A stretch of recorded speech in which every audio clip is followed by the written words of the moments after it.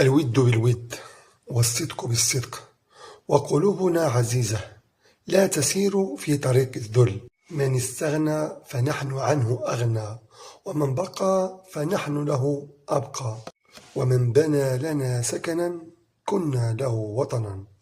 نحن لا نطرق الأبواب التي أغلقت في وجهنا، ولا نطلب ممن استدار أن يلتفت لنا.